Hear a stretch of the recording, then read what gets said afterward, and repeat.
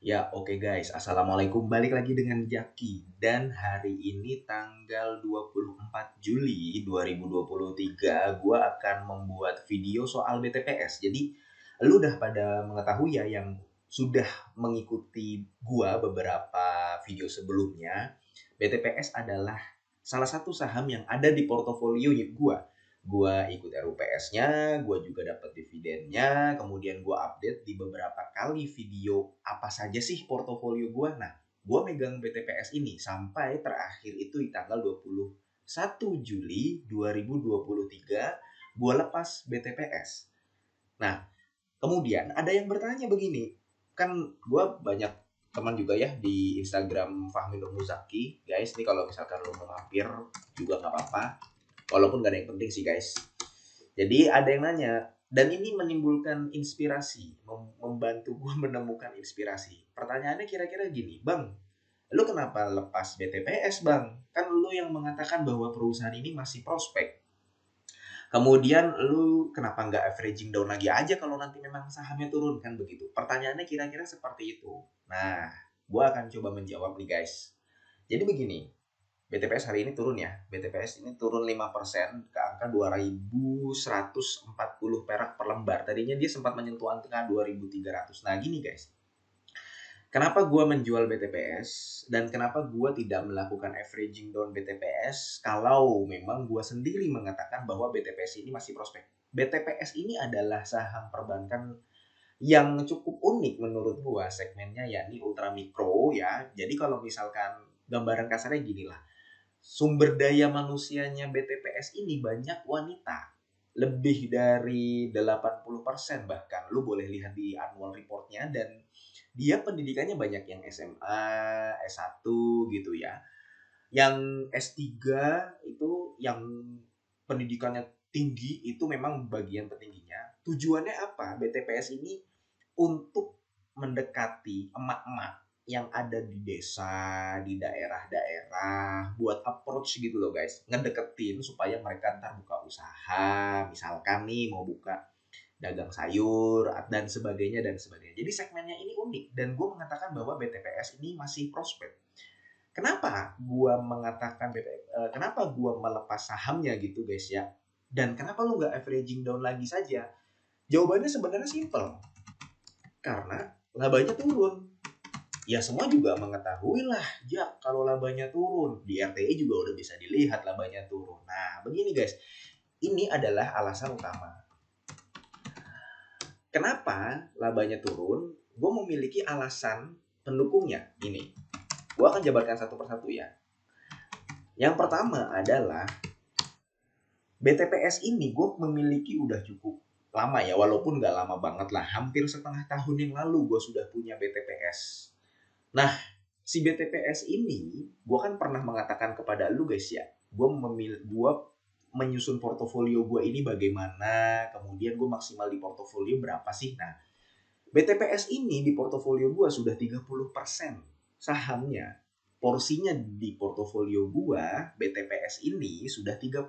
Jadi 30% itu begini guys, misalkan lu memiliki duit 10 juta nih guys ya. Lu jangan membeli sebuah saham, ini kan 10 juta nih. Lu jangan membeli sebuah saham langsung all in. Jangan. Nih 10 juta nih. Di sini guys nih ya, 10 juta. Nah, ini 100 juta ya. Nah, gini guys, 10 juta. BTPS ini gue memiliki di harga waktu pertama gue beli 2.320 per lembar. Nah, kemudian itu masih misalkan 15%, 10% gitu ya. Misalkan lu itu 10 juta, lu baru beli 1 juta gitu loh. Kemudian baru beli 1,5 juta. Kemudian BTPS kan turun terus tuh ke 1.800, ke 1.900, naik lagi ke 2.000 gitu ya.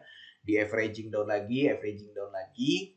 Akhirnya sampailah porsi BTPS ini 30%. Nah, gue juga sudah mengatakan di video sebelumnya, gue membatasi maksimal seyakin-yakinnya gue terhadap suatu saham itu adalah 30%. Kalau misalkan memang sudah 30%, berarti sudah tidak ada strategi gue kalau misalkan harganya turun, gue averaging down. Udah gak ada strategi seperti itu lagi.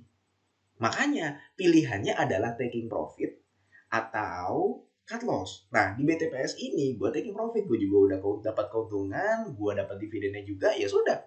Jadi alasan yang pertama adalah porsi di portofolio sudah 30%. Itu jawaban yang pertama.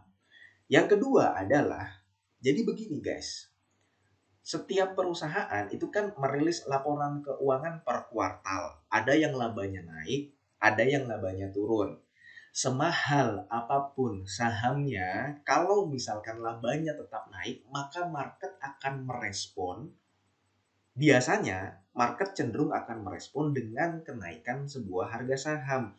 Lu masih ingat nggak Sido muncul di tahun 2022 kemarin? Labanya di semester 1 2022 itu turun.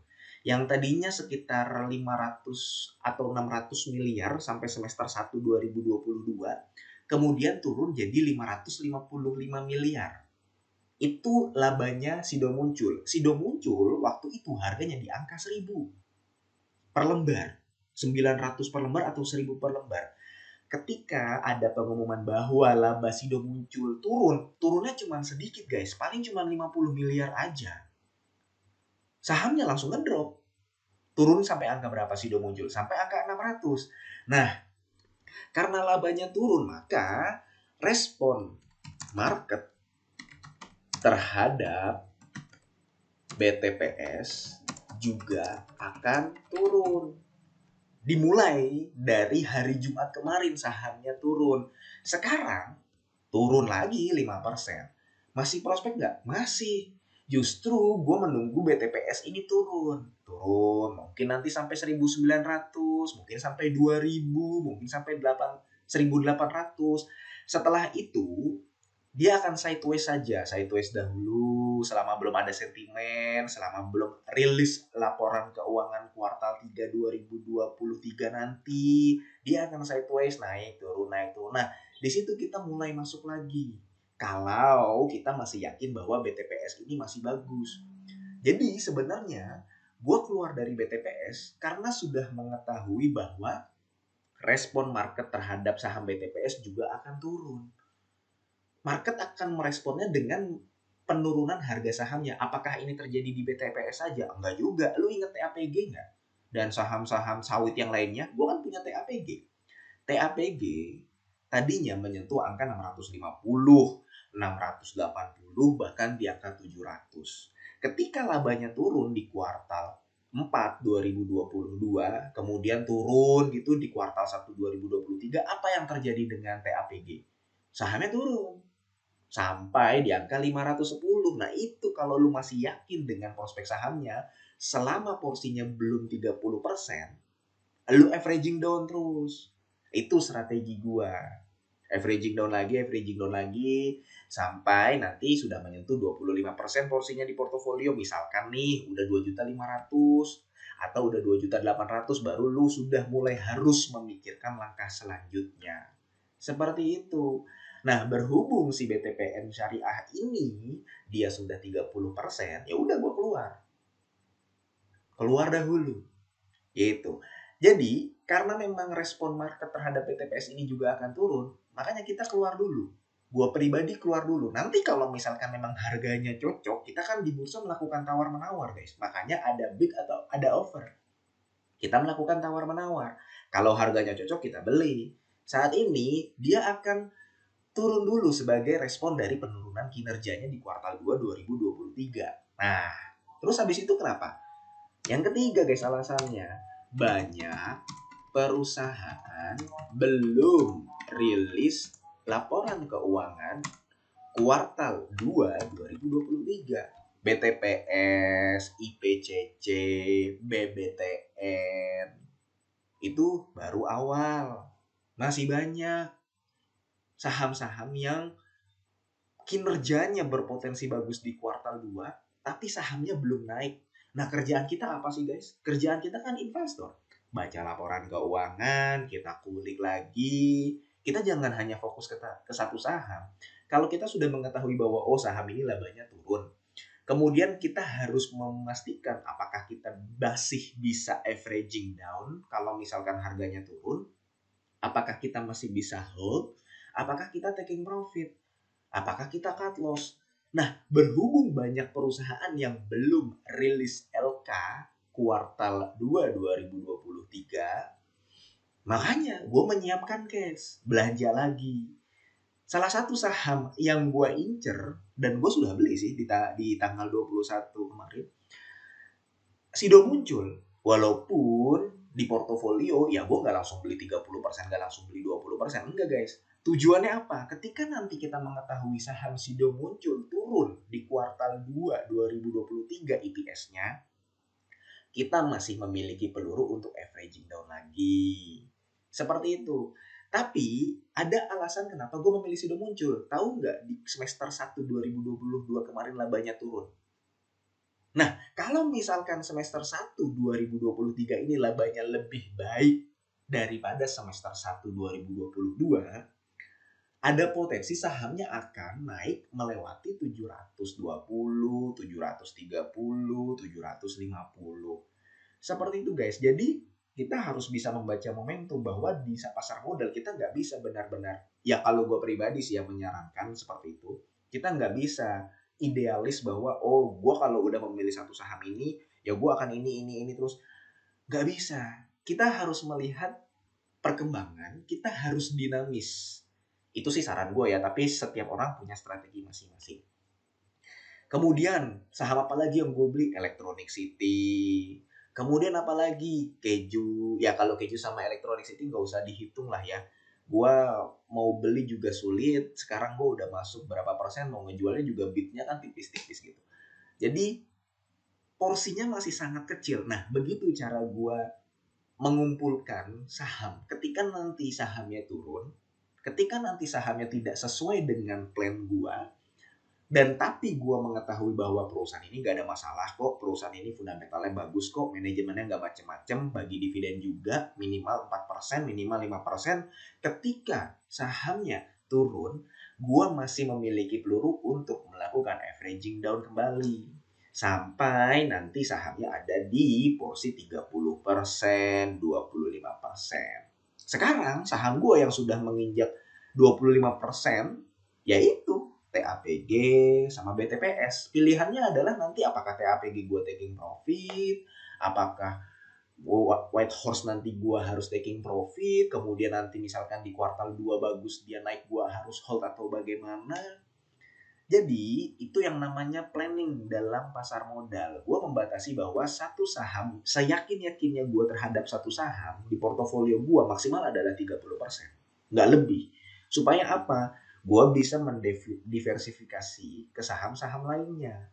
Karena hampir seluruh tabungan gue ada di pasar modal ini guys. Jadi gue harus hati-hati.